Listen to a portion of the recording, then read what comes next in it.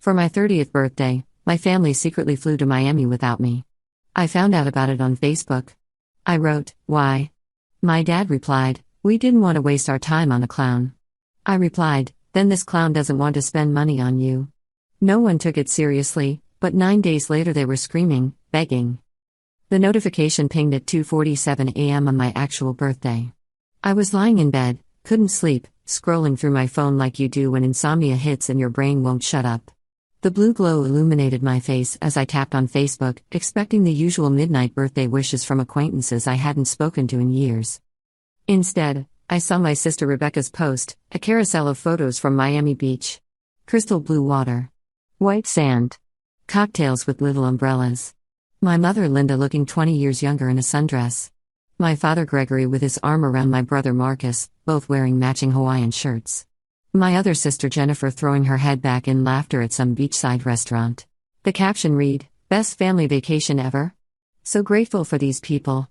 Hashtag family first, hashtag Miami vibes, hashtag blessed life." Posted 4 hours ago. My birthday. They were in Miami. On my 30th birthday. Without me. I sat up so fast my vision swam. My hands started shaking as I scrolled through the photos. 23 pictures. Every single member of my immediate family was there. My niece Emma, only 6 years old, building a sandcastle. My nephew Tyler splashing in the ocean. Even my grandmother Dorothy had made the trip, and she never traveled anymore because of her hip. But I wasn't there. My chest felt tight. I checked my messages, my texts, my email. Nothing. No invitation. No mention. No sorry you couldn't make it or wish you were here. Just complete and total silence, like I didn't exist. The rational part of my brain tried to find an explanation. Maybe it was a last-minute thing? Maybe they tried to reach me and somehow I'd missed every single attempt? Maybe my invitation got lost in the mail or stuck in spam? But deep down, I knew. This was deliberate. My finger hovered over the comments section. I should have closed the app. Should have put down my phone, taken some deep breaths, dealt with this tomorrow when emotions weren't running so high. Instead, I typed 3 letters and hit send. Why? I watched the comment appear under Rebecca's smiling face, under those perfect family photos that screamed everything I wasn't a part of. Then I turned off my phone and stared at the ceiling until dawn broke through my bedroom window. When I finally checked again around noon, after forcing myself through a shower and a cup of coffee that tasted like ash, there were responses. Lots of them. Rebecca had written, "Not everything is about you, Sarah." Jennifer had added, "Seriously? You're going to make this dramatic? We needed a real family trip for once." Marcus had chimed in with, "Drama queen alert lol," but it was my father's comment that made my blood run cold. Gregory Thompson, the man who'd taught me to ride a bike, who'd walked me down the aisle at my disaster of a wedding 3 years ago, who I'd supported financially more times than I could count, had written, "We didn't want to waste our time on a clown." I read it 5 times. 10 times. 20. The words didn't change. My own father had called me a clown. Publicly. For all their friends and our extended family to see. For my coworkers to potentially see. For anyone who knew me to witness. The comments kept coming. Cousins I barely spoke to were laughing emoji reacting to his comment. Family friends were liking it. My Aunt Patricia had written, "Finally someone said it." Something inside me shifted. Broke. Transformed into something cold and crystalline and sharp enough to cut. I typed my response carefully, my hand steady now despite the rage vibrating through every cell in my body. "Then this clown doesn't want to spend money on you." The response was immediate but dismissive. "Rebecca, whatever Sarah. Jennifer, so petty. Marcus, nobody needs your money anyway lol, we're all doing fine." My father didn't respond at all. Fine. Perfect, actually. I opened my banking app and looked at the accounts I'd set up years ago. The joint account with my parents that I'd been depositing into for 6 years, $800 every month without fail, helping them with their mortgage after my dad's business had failed. Current balance, $57,600. The education fund I'd established for Emma and Tyler, my niece and nephew, because Jennifer and Marcus were struggling and I wanted the kids to have opportunities. I'd been contributing $500 monthly for 3 years. Balance, $18,000. Rebecca's emergency fund that I'd secretly been adding to after her husband Dean lost his job, because she'd cried on my shoulder about potentially losing their house. Balance, $18,900. The money I'd loaned my grandmother for her medical expenses last year, a cool $15,000 that she'd promised to pay back when she could, but we both knew she couldn't. And my father's business loan. The big one. When Gregory Thompson had tried to start his consulting firm 5 years ago, no bank would touch him. His credit was destroyed from a bankruptcy in his 40s. So I'd given him $85,000 from my own savings. We'd drawn up a contract. He was supposed to pay me back at $1,000 a month. 5 years later, I'd received exactly 3 payments before he'd said the business was struggling and asked if we could pause repayment. I'd said yes. That was 2 years ago. Total, $195,900. Nearly $200,000 I'd given my family over the years. I'd been able to do this because I'd been lucky. My tech startup had been acquired when I was 26, and while I wasn't mega rich, I was comfortable. Very comfortable. I'd worked 90-hour weeks, sacrificed relationships, missed weddings and birthdays and holidays to build something valuable. When the acquisition happened, my family had celebrated with me. They'd been so proud. So happy for me. And then the requests had started. Small at first. Can you help with this electric bill? Can you cover Christmas gifts this year? Can you loan me money for a car repair? I'd said yes every time. Family helps family, right? That's what my mother always said. That's what I'd been raised to believe. But apparently, family also abandons family on milestone birthdays and calls them clowns on social media. I spent the rest of my birthday doing research. By evening, I had a plan. Monday morning, I called my attorney, David Chen. We'd worked together on my startup's acquisition, and he was good. Very good. Sarah, how was your birthday weekend? Big 3-0, right? Illuminating, I said. David, I need you to draft some documents for me. Several, actually. How fast can you work? Depends on what you need. I explained. He was quiet for a long moment. Sarah, are you absolutely sure about this? Once we start this process, I've never been more sure of anything in my life. Okay then. Give me until Wednesday. I'll have everything ready. Tuesday, I went to my bank. I'd never met with my private banker in person before, everything was usually handled digitally, but this required a personal touch. Ms. Thompson, what can I do for you today? Charles Martinelli had been managing my accounts for 2 years. He was in his 50s, professional, discreet. I need to make some changes to several accounts. Specifically, I need to close or transfer some joint accounts and establish new terms on some existing arrangements. His eyebrows rose slightly, but his expression remained neutral. Of course. Let's discuss the details. 2 hours later, everything was in motion. Wednesday, David's documents arrived via secure courier. I read through every page twice, then signed them. The ink was still drying when I scanned everything and began sending emails. Thursday, I received the first phone call. It was my mother. Sarah? Honey? There's something wrong with the account. The one your father and I use for the mortgage. The bank says it's been closed? It has been, I said calmly. I was at my desk, working on a consulting project. My voice was steady. Professional. What? Why? Sweetie, there must be some mistake. We have the mortgage payment coming out in 3 days. We need that money. You'll have to find another source. Silence. Then, what are you talking about? Sarah, this isn't funny. You're right. It's not funny at all. Nothing about this is funny, Mom. But it's done. Sarah Elizabeth Thompson, you cannot just, your father and I depend on that money. We've built our budget around it. You can't just pull the rug out from under us. Can't I? It's my money. My account. I've been depositing $800 a month for 6 years. That's $57,600 of my money that I've given you out of love and family obligation. But apparently, I'm just a clown you didn't want to waste time on. Her voice changed. Got sharper. You're doing this because of Miami? Because of a vacation? Sarah, you're being incredibly childish. This has nothing to do with Miami specifically and everything to do with what Miami represents. You all made a choice. You chose to exclude me, mock me, and publicly humiliate me. So I'm making a choice too. I'm choosing not to financially support people who treat me like garbage. We didn't mock you. Your father was just joking. Calling your daughter a clown on social media isn't a joke, Mom. It's cruelty.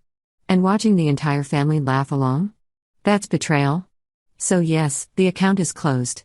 The money has been transferred to my personal account. You'll need to handle your mortgage payment yourselves from now on. Sarah, wait. I hung up. My hands were shaking again, but this time it felt different.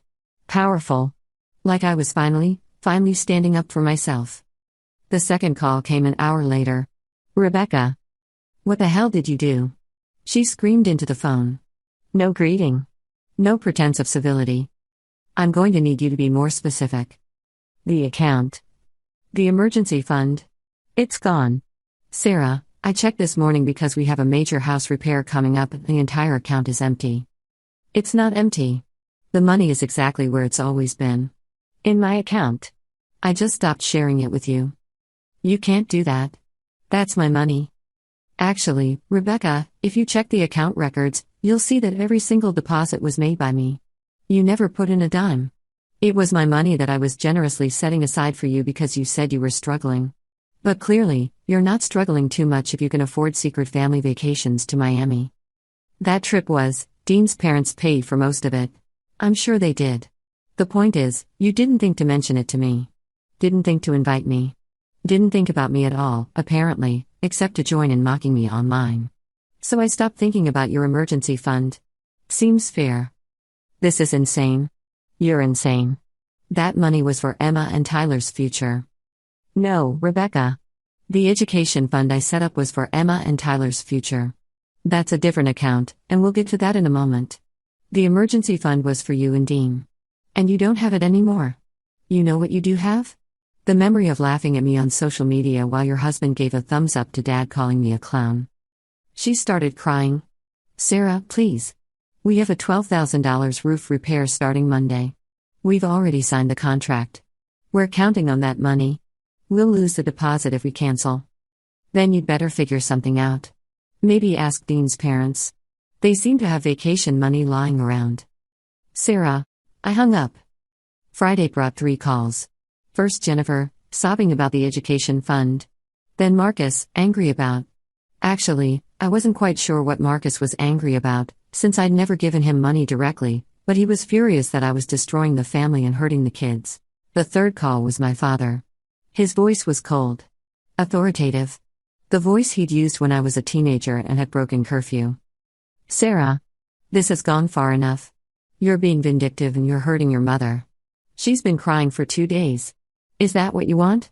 To make your mother cry? What I wanted, I said slowly, was to spend my 30th birthday with my family. Or at the very least, to know why I was excluded. What I wanted was not to be called a clown by my own father on a public forum where hundreds of people could see. What I wanted was basic respect. But we don't always get what we want, do we, Dad? I was joking. For God's sake, you've always been too sensitive. No. You were cruel. There's a difference. And the fact that you can't see that difference is exactly why we're having this conversation. This is about money. You're punishing us financially because your feelings were hurt. That's manipulation, Sarah. No, Dad. Manipulation is accepting someone's money for years while secretly resenting them. Manipulation is taking and taking and taking from someone's generosity and then treating them like they're worthless. What I'm doing is setting boundaries. I'm deciding not to fund people who despise me. Nobody despises you. You're being dramatic. Then tell me why I wasn't invited to Miami. Silence. Tell me, Dad. If this is all just a big misunderstanding, if I'm being too sensitive and dramatic, explain to me why my entire family planned a vacation and didn't include me. Explain the logistics of that. Because it wasn't last minute, I've seen the photos. You were at a resort that requires booking months in advance. You all coordinated flights. Packed. Took time off work. Emma and Tyler missed school. This was planned. So explain to me how every single person in our family was part of this plan except me. More silence. That's what I thought. You can't explain it because there's no good explanation. You excluded me deliberately, and when I asked why, you called me a clown. So here we are. Consequences. Sarah, we need that money. Your mother and I can't afford the mortgage without it. We'll lose the house. You should have thought of that before. What do you want? His voice cracked. The authority was gone. An apology? Fine. I'm sorry. I shouldn't have said that. It was a joke that went too far. There. Is that enough? Will you restore the accounts now? No. Why not? Because it's not enough, and because I don't believe you. You're not sorry you said it.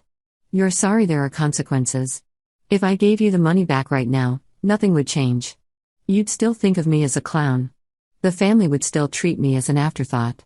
The only difference would be that I'd also be a clown funding people who disrespect her. So what, then?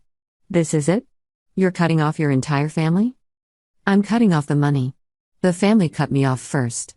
I'm just making it official. Saturday morning started with 17 missed calls before I even got out of bed. Each one from a different family member.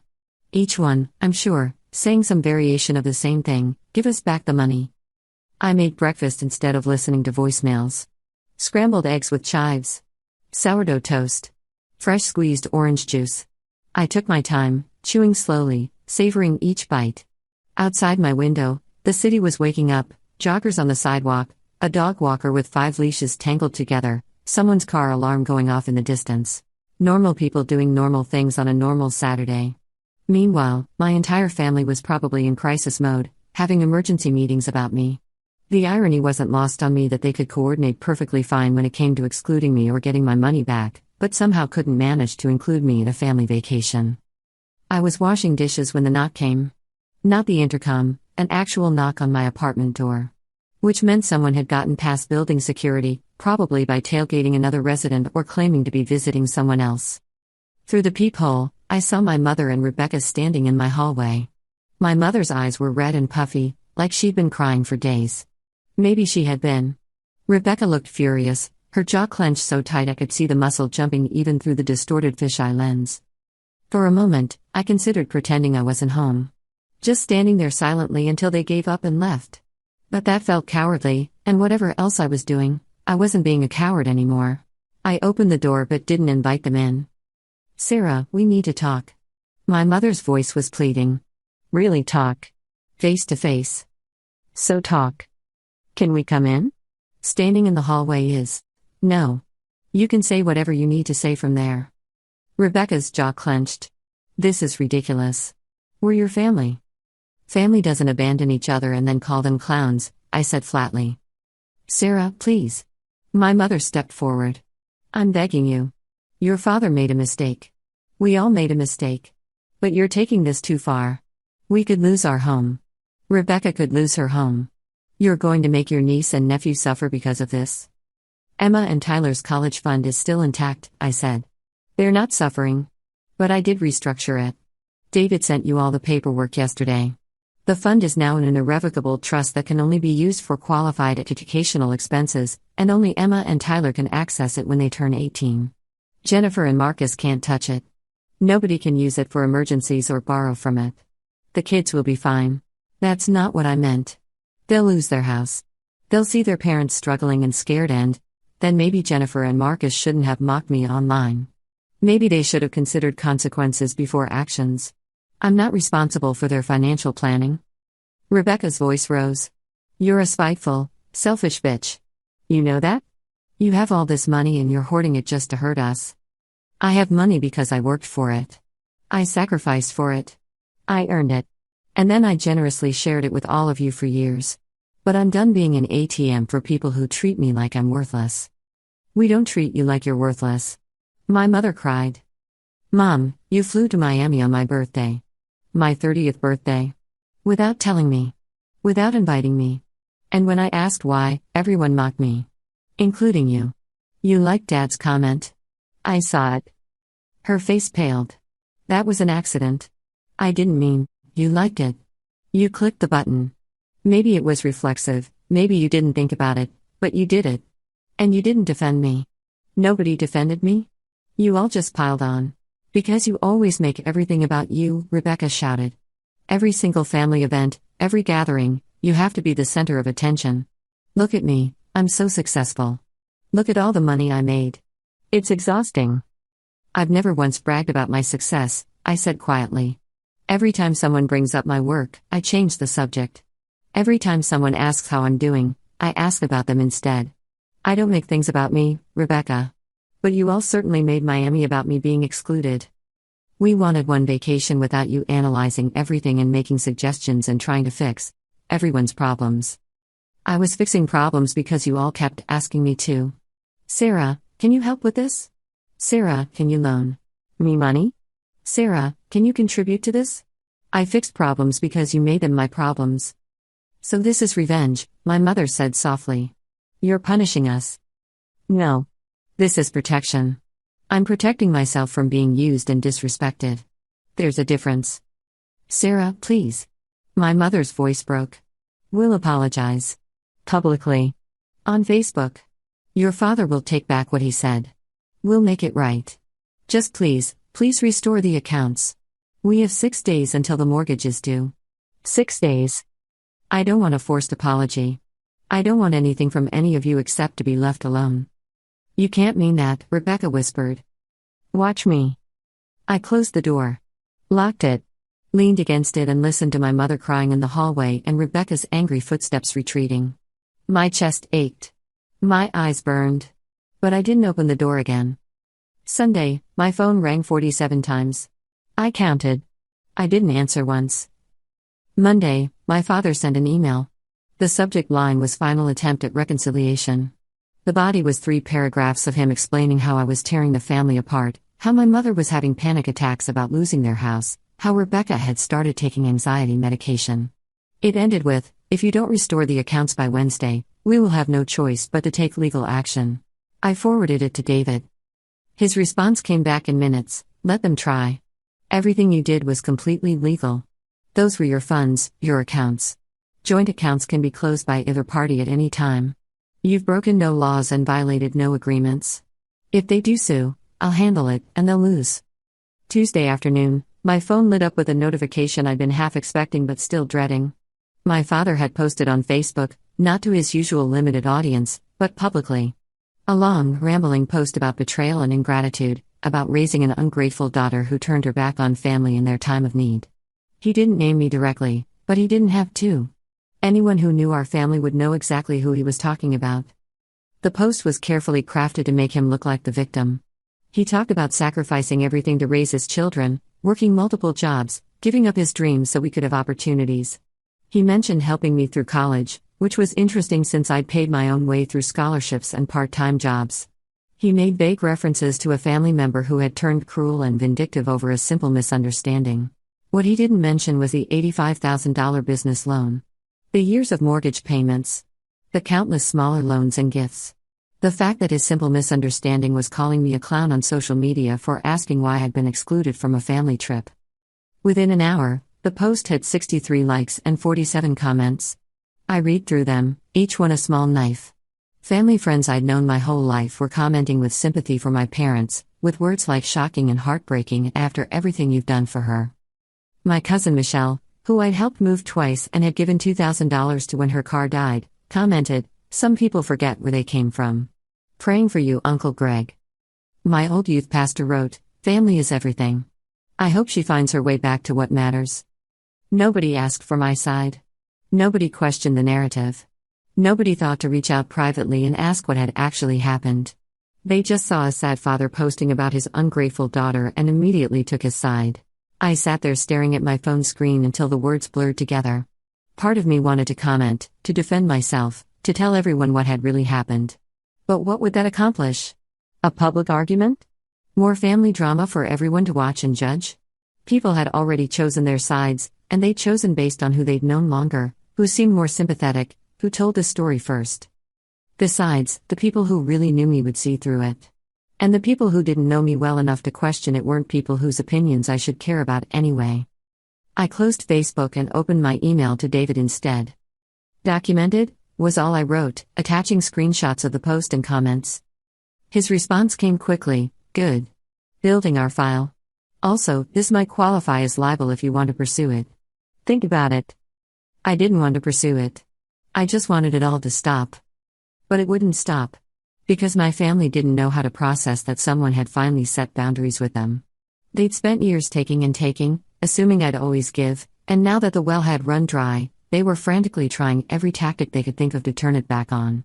Wednesday morning, I woke to a voicemail from my mother. Unlike the others, hers was gentle. Sad. Sweet girl, I know you're hurting. I know your father said something terrible. But please consider that we're all human and we all make mistakes. Your parents are terrified right now. Can you find it in your heart to forgive? Love, Grandma. I stared at the message for a long time. My grandmother was the only one who'd called my father's words terrible. The only one who'd acknowledged I was hurting. But she was still asking me to fold. To forgive without change. To accept we're all human is enough. I typed my response carefully. Grandma, I love you. But the $15,000 I gave you last year for your hip surgery? That was a gift. I never expected you to pay it back, even though you insisted you would. I gave it freely because I love you and I wanted you to have better quality of life. But I need you to understand something. I can't keep setting myself on fire to keep everyone else warm. Dad didn't just make a mistake. He was cruel, publicly, on what should have been a special day. And everyone laughed. Everyone joined in. That's not a mistake. That's a choice. I'm making a choice too. I'm choosing myself for once. I hope you can understand. Love, Sarah. She didn't respond. Wednesday morning, I woke to a voicemail from my mother. Her voice was hoarse, broken. Sarah, it's Mom. The mortgage payment bounced. The bank is calling. They're threatening foreclosure proceedings. Your father is. He's not handling this well. He's talking about bankruptcy again. 20 years of building our credit back up, and it's all going to be destroyed. Please, baby. Please call me back. We'll do anything. Whatever you want. Just please help us. I deleted the voicemail. Then I got a text from Jennifer. Emma is crying because she heard Marcus and me fighting about money. She thinks it's her fault. She thinks she did something wrong. Are you happy now? Are you proud of yourself? I blocked her number. Rebecca sent me a long Facebook message calling me every name imaginable, blaming me for destroying her marriage, saying Dean was talking about divorce because of the stress, claiming I'd always been jealous of her. I blocked her too. Marcus posted a vague status update. Family isn't always blood. Sometimes the people you trust most are the ones who hurt you worst. Trust is earned, not given. Some people show their true colors when they have power over you. I unfriended him. Then, for good measure, I unfriended all of them. My parents. My siblings. My aunts and uncles who'd laughed at my father's comment. The cousins who'd emoji reacted. Everyone. Thursday afternoon, I received a notification that I'd been tagged in a post by Rebecca. Since we weren't friends anymore, I had to view it from a mutual friend's profile. It was a long, detailed story about how I'd financially abused my family for years, held money over their heads, and then stolen from them when they stood up to me. She painted herself as a victim of my manipulation, claimed I'd forced her to be dependent on me, said I'd used money to control everyone. The comments were mixed. Some people who didn't know me believed her. Others who did know me were defending me. The whole thing was a mess. I screenshotted everything and sent it to David with a single question: is this defamation? His response: possibly. But pursuing it would require engaging with them legally, which seems contrary to your goal of disengagement. My advice is to ignore it. Anyone who knows you will see through it. Anyone who doesn't isn't worth worrying about. He was right. I logged out of Facebook entirely. Deleted the app from my phone. Friday, 9 days after the Miami revelation, the screaming started. My intercom buzzed at 7 p.m. Then again. And again. Continuously. Someone was leaning on the button. I checked the video feed. My entire family was standing in the lobby of my building. My father, face red with rage, was pressed against the intercom. My mother was behind him, tears streaming down her face. Rebecca was there. Jennifer and Marcus. Even Jennifer's husband Kyle was there, looking uncomfortable. Sarah. My father's voice came through the speaker, distorted and loud. Sarah, goddammit, buzz us up. I didn't. Sarah. I know you can hear me. Open this door. My building manager, Pete, appeared in the video feed. I saw him talking to my family, gesturing for them to leave. My father turned on him, and even without audio, I could tell he was yelling. Pete pulled out his phone. Security, probably. Or police. Please. My mother's voice now, high and desperate. Sarah, please. We're begging you. Rebecca grabbed the intercom. You're destroying us. Is that what you want? You're going to put your parents on the street. You're going to ruin my children's lives. 2 security guards appeared. They were talking to my family, clearly asking them to leave. My father shoved one of them. The guard didn't retaliate, just stepped back and said something into his radio. This was getting out of control.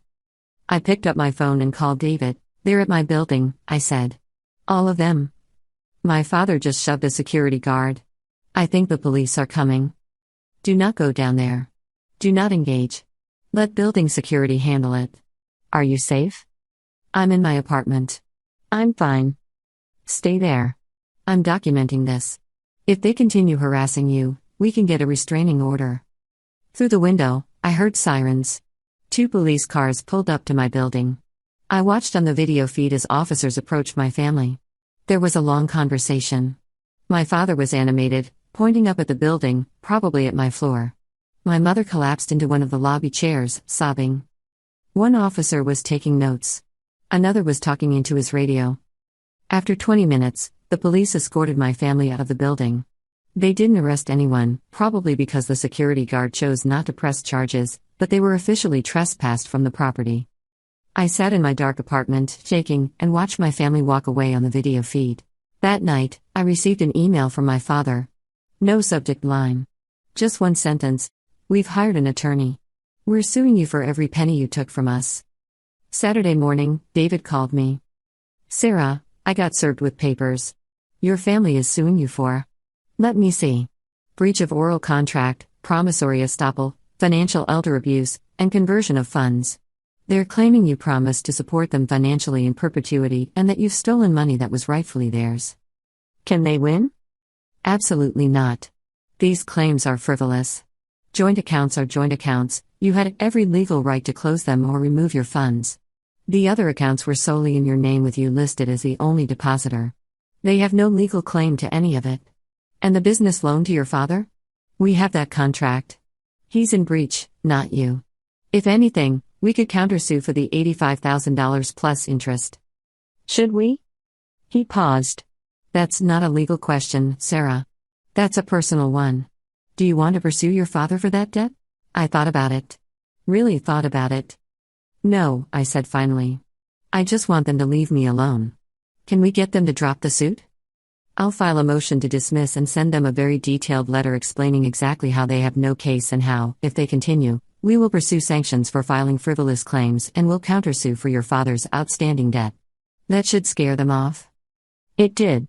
The lawsuit was quietly dropped a week later. Over the following month, the attempts at contact decreased. My mother sent occasional emails that I didn't open. Rebecca created a new Facebook account to get around my blocks, just to send me a message calling me heartless. Marcus left a voicemail asking if I was happy now that you've destroyed everyone. I changed my number. Moved to a new apartment in a different neighborhood. Set my social media to private and removed any identifying information. Through mutual acquaintances, I heard snippets. My parents had to sell their house but found a smaller condo to rent. Rebecca and Dean were in counseling but still together. Their roof repair had been postponed, they'd done a temporary patch instead. Jennifer and Marcus had moved in with Jennifer's in-laws temporarily to save money. Emma and Tyler were fine, confused by the family drama but not suffering. Everyone survived. Nobody was homeless or destitute. They just had to adjust to living without my money funding their lifestyles. 6 months after Miami, I was sitting in a coffee shop when I saw my grandmother. She was with my Aunt Patricia, and they hadn't seen me yet. I could have left. Should have, maybe. But something made me stay. Dorothy looked older. More fragile. She was walking slowly, leaning heavily on her cane. As they passed my table, she glanced over and our eyes met. She stopped. Patricia noticed and looked over too, her expression immediately hardening. "Sarah," my grandmother said softly. "Hi, Grandma. How are you, sweetheart?" "I'm okay. How's your hip?" "Better, thanks to you." She smiled, sad and genuine. "I never got to thank you properly for that." Patricia made a disgusted sound. "Thanked her? After what she did to this family?" "Patricia," Dorothy said quietly. "No, Mother. She needs to hear this. You destroyed your parents' lives, Sarah. Your father had a breakdown. Did you know that? A complete nervous breakdown. He was hospitalized for a week. Your mother has developed an ulcer from stress. But I guess you don't care about that." Something cold settled in my chest. "Dad was hospitalized?" "Don't act concerned now," Patricia spat. "You made your choice. Dorothy put a hand on Patricia's arm. That's enough. It's not enough. She's torn this family apart over a stupid comment on Facebook. She's always been dramatic and selfish, but this is next-level narcissism. She said that's enough. Dorothy's voice had steel in it now. She turned back to me. Your father is okay now, Sarah. He's getting help. Therapy, medication. Things he probably needed anyway. Your mother too. They're learning to manage on their own. It's been hard, but they're adapting. I never wanted Dad to have a breakdown, I said quietly. I never wanted anyone to suffer. Then why did you do it? Patricia demanded. Why did you cut everyone off so cruelly? I looked at her. Really looked at her. This was the woman who'd commented. Finally someone said it. When my father called me a clown. Because I spent years giving everything I had to people who didn't value me, I said slowly. Because I was treated like an ATM with a heartbeat. Because when I asked why I was excluded from a family vacation on my birthday, I was mocked and humiliated. Because I finally realized that giving and giving and giving to people who take and take and take doesn't make them love you more. It just teaches them that you're a resource to be used. We're family, Patricia said. Family takes care of each other. Exactly. Family takes care of each other. Not one person takes care of everyone else while being treated like garbage. That's not family. That's exploitation. Dorothy sighed. You're both right and both wrong. But mostly, you're all just hurt and hurting each other more. I'm not trying to hurt anyone anymore, Grandma. I'm just trying to protect myself. I know, sweetheart. I understand, even if others don't. She reached out and squeezed my hand. Her skin was papery and cool. I miss you. I love you. I hope someday you can find it in your heart to forgive us. Not for our sake, we don't deserve it. But for yours. Holding on to anger hurts you most of all. I'm not angry anymore, I said and realized it was true. I'm just done. I'm done being the family solution to every problem. I'm done setting myself on fire to keep everyone else warm. I'm just done. Then I hope you find peace, sweet girl. Real peace. Not just the absence of conflict, but genuine happiness. She smiled again, squeezed my hand once more, and walked away. Patricia glared at me before following her, muttering something I couldn't hear. I sat in that coffee shop for another hour, nursing cold coffee and thinking. A year later, I'm sitting in a different coffee shop in a different city. I took a job in Seattle 3 months ago, a fresh start, far from the memories and the family drama. I have new friends who know nothing about Miami or Facebook comments or disowned families. I'm seeing someone, a software engineer named Alex, who makes me laugh and has never asked me for money. My social media is still private. My new number is known only to people I trust. I don't check for messages from my old life. Sometimes I wonder if I did the right thing. If I was too harsh. If I should have been the bigger person and forgiven them. But then I remember the photos from Miami. I remember the comments. I remember years of being valued only for what I could provide financially. I remember my father's face on that video feed, red with rage, demanding I give him money while calling me names. And I know I made the right choice. You can't pour from an empty cup. And my cup had been empty for a long time, I'd just been too busy filling everyone else's to notice. The hardest lesson I learned was this: being family doesn't give people the right to treat you poorly. Blood relation isn't a free pass for disrespect. And sometimes, the healthiest thing you can do is walk away from people who hurt you, even if they share your DNA. Especially if they share your DNA. My phone buzzes. It's Alex, asking if I want to grab dinner tonight. There's a new Thai place he wants to try. I text back, sounds perfect. And it is. It really is. Because for the first time in years, I'm not worried about who's going to ask me for money next. I'm not anxious about family drama or walking on eggshells to keep everyone happy. I'm not funding other people's lives while neglecting my own. I'm just living. Finally, completely, unapologetically living. The clown left the circus. And she's never been happier. Some stories don't have neat endings where everyone reconciles and learns their lesson. Some stories end with closed doors and new beginnings. Some stories end with you choosing yourself. This is one of those stories. And I wouldn't change a thing.